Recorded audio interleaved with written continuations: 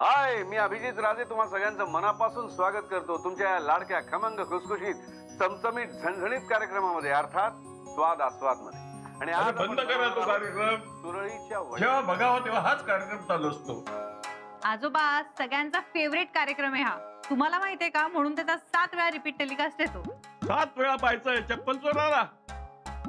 असावरी असली तरी हाच, असावरी दाई आहे तरी हाच. आई, रुमाल, वॉलेट. उभ्या कोंबडीच्या आई दाई आहे तुझी इथं. ती गावाला गेले, तू पण जाणारच ना गावाला? हो, माझं काम संपलं की जाईनच मी. आता सुद्धा अभिज किचनला चाललोय. अभिजित राजेंनी एकदा त्या बिझनेस प्रपोजल वर साईन केलं ना की लगेच माझा नवीन बिझनेस सुरू. यशस्वी हो. मिळालेल्या संधीचा सदुपयोग कर. आणि त्या चप्पल चोरासारखे पदार्थ शिजवीत बसू नको. ते आपलं काम नाही. आजोबा, मी तिकडे शेफगिरी नाही करणार आहे. मी माझा बिझनेस सेन्स वापरून ना कसा मस्त पुढे जातो बघा. फक्त पुढे जाताना आजूबाजूला बघायला विसरू नकोस, नाही तर तुझी माणसं राहतील इथे आणि एकटाच पुढे निघून जाशील. शुभ्रा, तू काळजी करू नको. मी तुला कधीच मागे नाही राहू देणार. अरे वा, म्हणजे बायकोला घेऊन जाणार आणि आम्हाला इथे सोडून जाणार? काय लाज वाटते का नाही तुला? अहो नाही आजोबा, मी सगळ्यांबद्दल म्हणतोय हो. बरं, मी निघतो. अभिजित राजेंना भेटायचंय मला. ऑलरेडी उशीर झालाय. चलो, बाय बाय. शुभ्रा. अभिजित सरांना भेटायला निघालाय, पण भेट होणार आहे का नाही होणार आहे? कारण अभिजित सर आहेत कुठे? ते तर निघाले असणार आहेत आईंना भेटायला.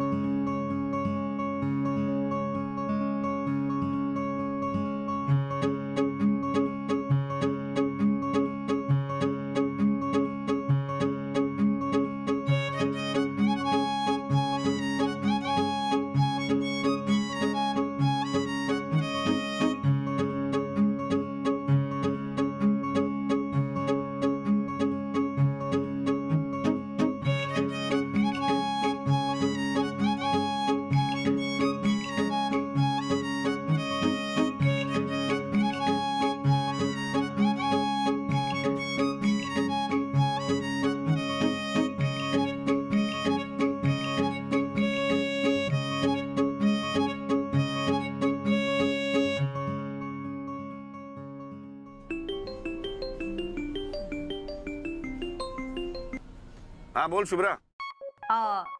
आजूबाजूला आज एकदम रेस्टॉरंट मध्ये खूप आवाज आहेत. काय फॅन्सची एकदम गर्दी दिसतेय. हा, आज एकदम फुल टू फॅन्स धमाल. Wow, nice. पण सर, तुम्ही थोडासा वेळ काढू शकाल ना? हो, वेळ हो आहे ना. बोल ना. एक मिनिट, होल्ड कर जरा. हा, बोल बोल बोल. काही नाही, सोहम यायला निघालाय अभिज किचन मध्ये. म्हणजे त्याला ते काहीतरी बिझनेसचे डॉक्युमेंट घ्यायचं द्यायचं होतं, काहीतरी म्हणत होता. नाही काय, खरं तर ना शुभ्रा, मी अभिज किचन मध्ये नाहीये. म्हणजे माझं मन लागत नाही का तिथे. म्हणजे सारखं ती बोलवते असे भास होत आहेत. ती कोण? प्रज्ञा? प्रज्ञा कशाला? एक मिनिट होल्ड कर जरा. हे काय ग, तू मस्करी करते माझी? प्रज्ञा कशाला बोलवेल मला? आसावरी बोलवते असे भास होत आहेत. एक तर ती तिकडे गावाला गेली. मला काळजी वाटते. तिला भेटावं असं वाटतंय, बघावं असं वाटतंय. बरी आहे ना ती? म्हणजे सर, तुम्ही सोहमला न भेटता त्याला इथे एकट्याला सोडून असं आईंना भेटायला गावी निघालात? नाही, हवं तर मी त्याला सॉरी म्हणायला तयार आहे. सर, तुम्ही असं वागाल असं वाटलं नव्हतं. बस ना, आता अजून गिल्ट देऊ नकोस ना. मग तिकडे गावाला गेले तू. मी मी मी जाऊ ना, म्हणजे उतरू नको ना बस मधून? अबे, जाऊन भेटतो का तिला? हॅलो. नाही, तसं आहे, मला आता उतर देणार नाही. सॉलिड गर्दी आहे बस मध्ये. ओके, जा. मला तर आधीच कळलं होतं तुम्ही आईंना भेटायला निघाला सुद्धा असाल. उगीच घाबरवलंस मला. मला वाटलं आता उतरायला लावतीस की काय बस मधून. पत्ता माहितीये ना? हो, पत्ता माहितीये. ते सोहमकडनं कळलंय मला, अकेरी गाव म्हणून. तिकडे मी चौकशी करीन, काळजी करू नकोस. नाही, त्याची खात्री आहेच मला, पण तरी वेळ जाईल खूप. त्यामुळे ऐका, कुलकर्णी वाडी आहे, तिठ्यावरून 5 मिनिटावर. कुणालाही विचारा मदन कुलकर्णी कुठे राहतात, कुणी सांगेल. ओके ओके, मी शोधतो. थँक्स शुभ्रा. यू वेलकम भासा. भावी सासरे आठवतंय मला. Okay bye. Bye bye. बघितलं ना, सांगितलं होतं मी, निघाले ते. तुम्ही एकट्या असूनही कधी एकट्या नसता. हा अभिजित राजे नेहमीच तुमच्या सोबत असतो. कबीर, यांचा आवाज? हे आलेत की काय इथे? इकडे तिकडे काय पाहताय? खरंय की नाही? कुठून आवाज येतोय? जर तुमचा एखादा पदार्थ बिघडला, म्हणजे मीठ जास्त झालं, तिखट जास्त पडलं, करपला, अरे बापरे, आता काय करायचं? हा अभिजित राजे आहे ना, छान छान टिप्स द्यायला.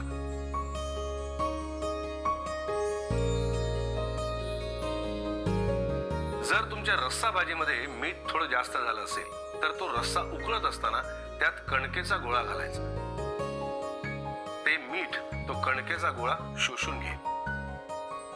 आणि जर सुक्या भाजीमध्ये असं झालं असेल तर मात्र कणकेचा गोळा घालायचा नाही. ती भाजीच जास्त चिरून त्या भाजीत मिक्स करायची. भाजी जास्त होईल पण ती वाया जाणार नाही. जर तुमच्या एखाद्या पदार्थात तिखट जास्त पडलं तर काय करा? आता तूच सांग महाराज, या वयात परीक्षा कसली घेतोयस? सांगतो. जर तुमचा एखादा पदार्थ तिखट झाला असेल तर त्यात दुधापासून तयार केलेले पदार्थ मिसळायचे. म्हणजे दूध, दही, पनीर किंवा चीज. आता तुम्ही ठरवा तुमच्या पदार्थात तुम्हाला काय मिसळायचंय ते. मी बघत होते, तुला माहित आहे का नाही? कोण असतं बाहेर? आसावरी का? अगो बाहेर का उभी? आत ये ना. अगं बाई आजी, तुम्ही सुद्धा टीव्हीवरती स्वाद आस्वाद कार्यक्रम बघता? खरंच माहित नव्हतं मला. हा एकच कार्यक्रम मी पाहते. गुणी आहे माझा महाराज. महाराज? अगं स्वयंपाक बनवतो ना, म्हणजे महाराजच. मला खूप आवडतो. तुला पण आवडत असेल ना? थांब पाणी देते हा तुला. नाही पाणी. आजी, राहू दे ठीक आहे. बाईचा मान कसा करायचा ते ह्याच्याकडून शिकलं पाहिजे आपल्या गावच्या पुरुषांनी. दिसतो पण कसा राजविंडा ना.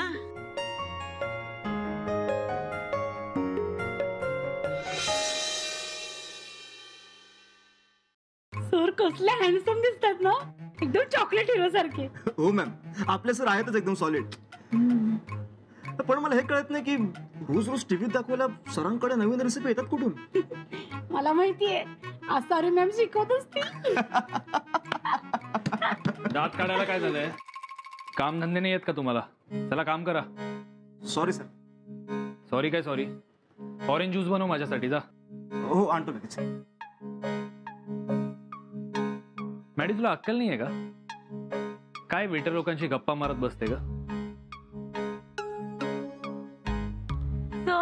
अरे तुझा काहीतरी गैरसमज झाला असेल. अरे तो वेटर नाहीये, तो विश्वास आहे.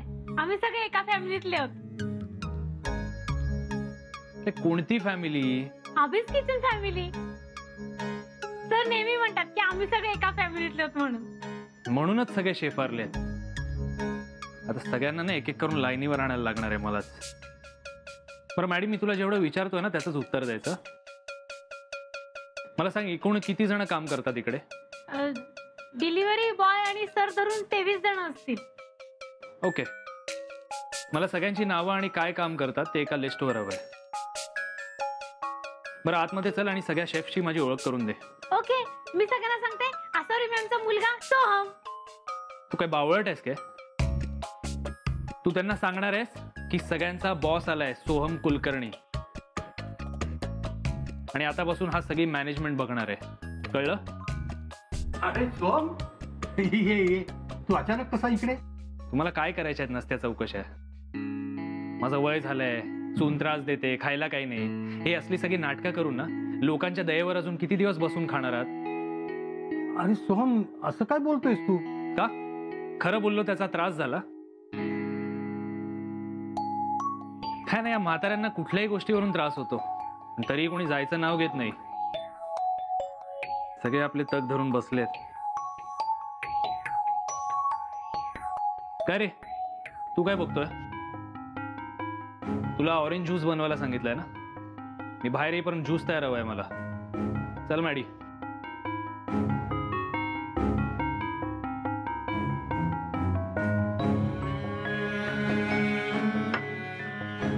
काका काही नाही रे, मी बरा आहे.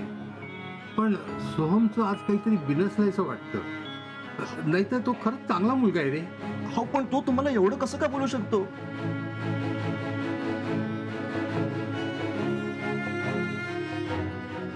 बाकी सगळं ठीक आहे, पण मला सांग ओव्हरऑल काय टर्नओव्हर असेल का आपल्या अभिस किचनचा?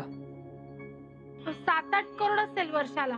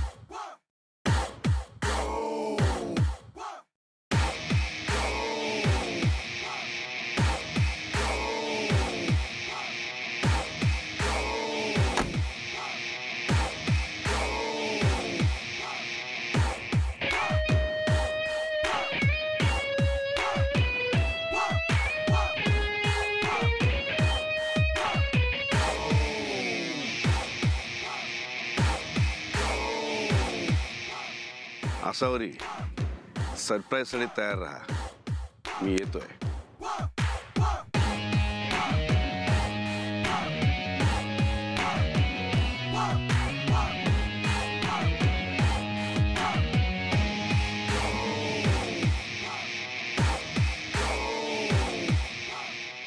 मला ना एकदा ह्या अभिजित राजेंना भेटायचं आहे.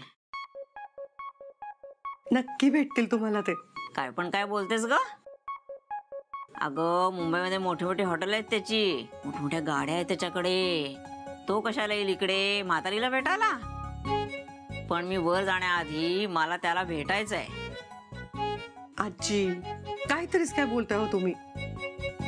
तुम्हाला भेटायचं ना त्यांना, तुम्हाला नक्की भेटतील ते. बरं, येते हो मी.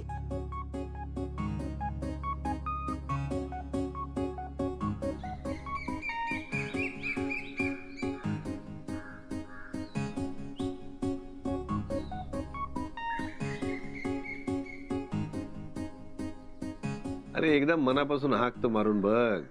तुला जर काही लागलं किंवा माझी आठवण आली, डोळे बंद कर आणि माझं नाव घे. बघ तुझ्या समोर हजर होतो की नाही.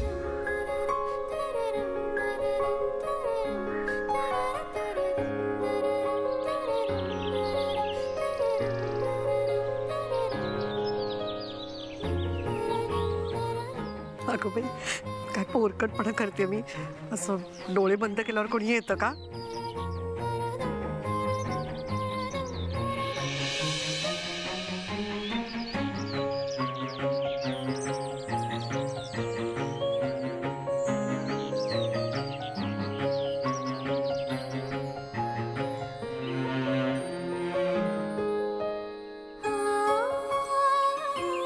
अगं बाई, हे कसं काय आले? म्हणजे मी डोळे बंद केले आणि हे आले?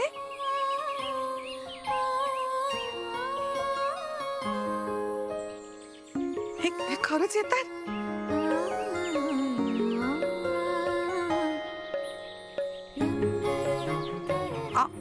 अहो, म्हणजे तुम्ही खरंच आलात? मी स्वप्नात नाहीये ना? अहो, माझे डोळे उघडे आहेत ना? खरंय. अगं बाई, तुम्ही बोलताय सुद्धा? कारण मी खरंच आलोय. तू स्वप्नात नाहीयेस. तुम्ही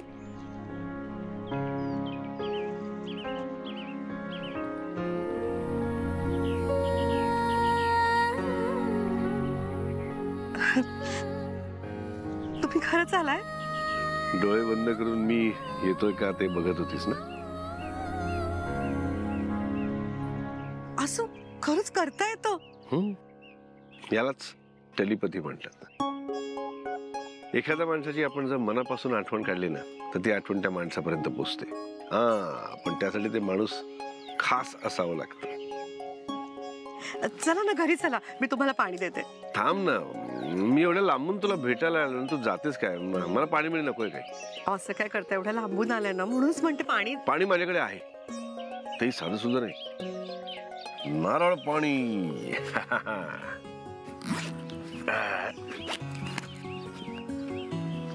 हे बघ.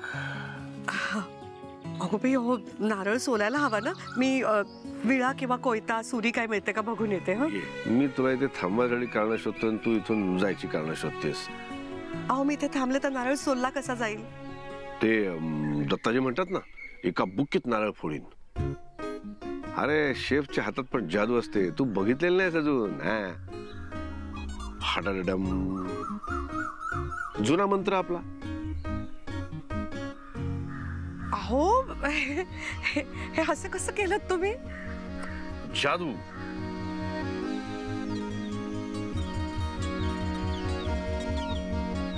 वहिनी, आपल्या पण आता गुप्ता करा.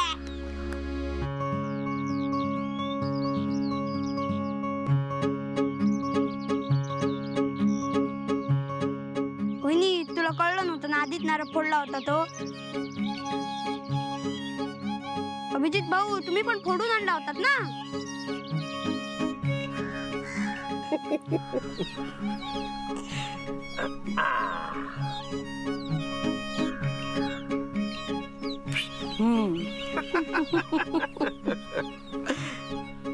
या.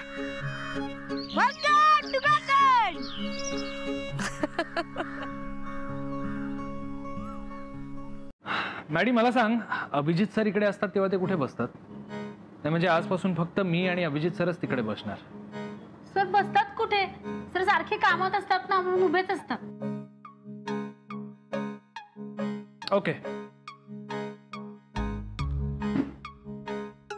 आजपासून हे टेबल फक्त माझ्यासाठी रिझर्व राहील. राईक, हे विश्वास तू काका, हे टेबल जरा पाणी मारून साफ करून घ्या. काका थांबा तुम्ही. सर, ते अभिस किचनचे अकाउंटंट आहेत, मी बघतो. नाही, थांब. मॅडी म्हणाली ना की तुम्ही सगळे एक फॅमिली आहात म्हणून. मग आता कशाला रे मला पोस्ट सांगतोस? काका करतील साफ. विश्वास, मी करतो साफ. अरे तो लहान असताना त्याचे लंगोट बदललेत मी. टेबलाचं काय घेऊन बसला?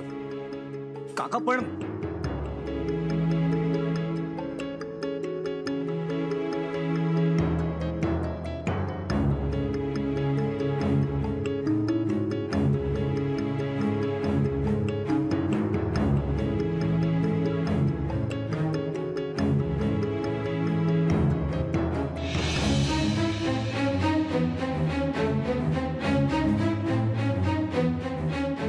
काय करताय तुम्ही? आंधळे झालात का? चांगले शूज खराब केले माझे, आता कोण पुसणार ते? सॉरी सोहम, मी साफ करतो. आता काय तो घाणेरडा कपडा वापरणार आहात का? मी माझ्या रुमालाने साफ करतो, तू काळजी करू नकोस.